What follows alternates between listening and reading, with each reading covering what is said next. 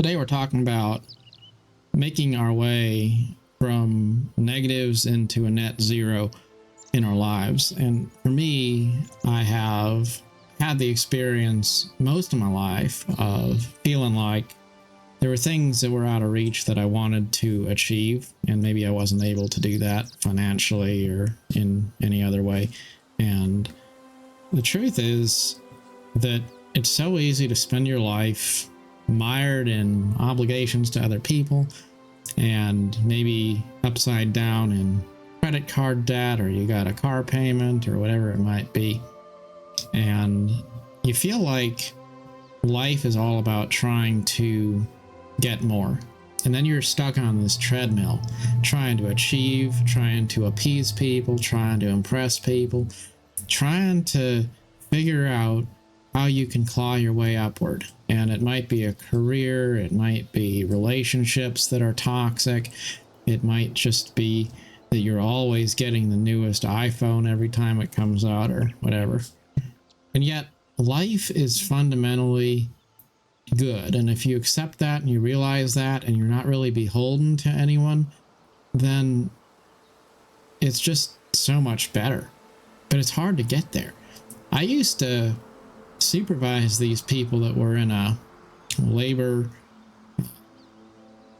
oh shoot, I'm looking for the word. It was a temp agency, and they were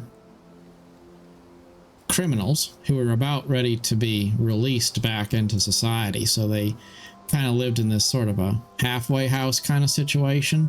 And then they would come and they would work for us. And so I'd supervise them. And I got to know some of them. And a lot of them felt really bad about their position in life, you know, because it just didn't feel like they had very much going for them. And I would tell them, you know, you're richer than most people. You might not feel that way, but the truth is you are. Because you are going to get out of here and you don't have any credit card debt. You don't owe anybody anything. It's just you, just 100% you.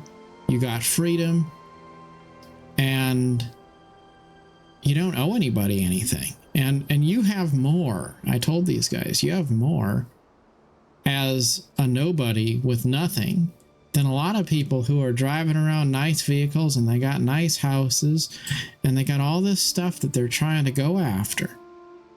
Like, I know this guy, and he just got himself a new truck, and he's worried about what's he going to do if he loses his job, you know, and he's got kind of a high power job.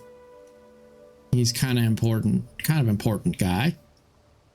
And so he's worried, you know, about, is he going to be able to have the life he wants to have?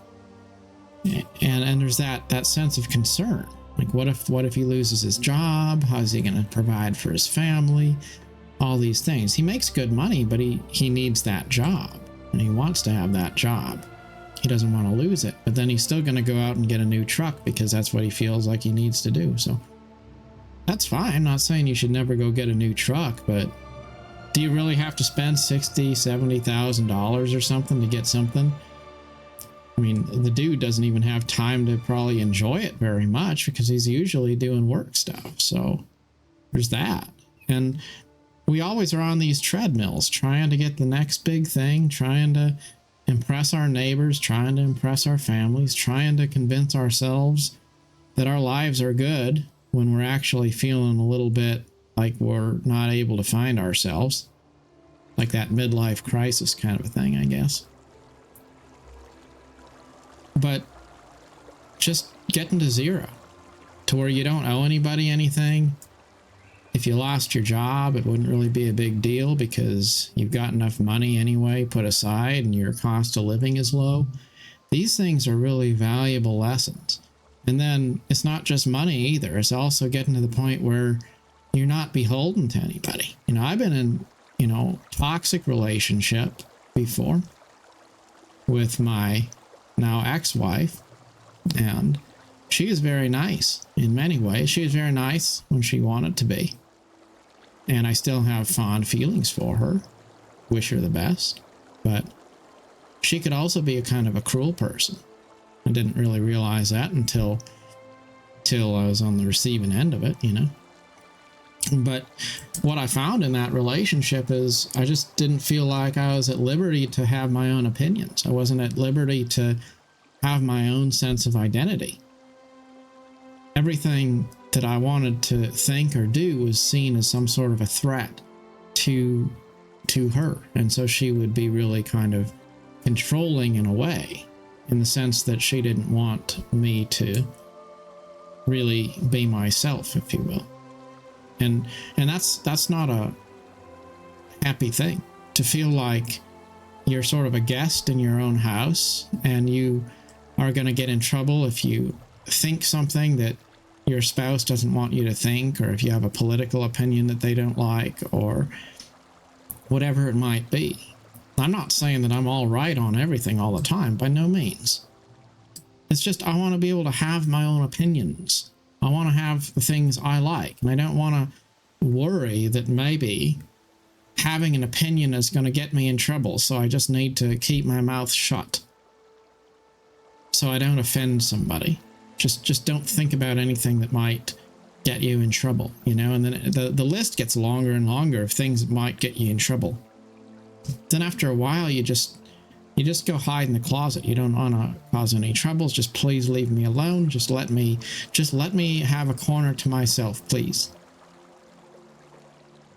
So yeah, you can be underwater financially, but you can also be underwater in relationships, spiritually. You could have a job where you feel like you're not at liberty to pursue your interests, because if you try to have a minute to yourself, then it's going to be another text message or something. You know, the boss is going to want something. You can never just disconnect. You're always property of that company. That can be toxic. I'm not saying you quit your job. I'm just saying you put yourself in a position where you don't have to have the job. You have relationships in your life, but don't put yourself in a position where you can't do without them.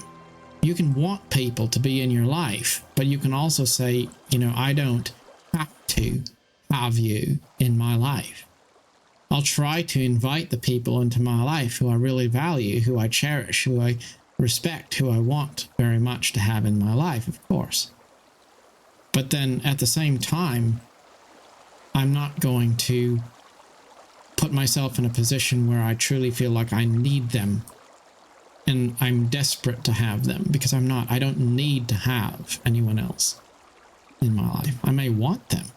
I may value them. I may respect them because of something about who they are that I respect and I like.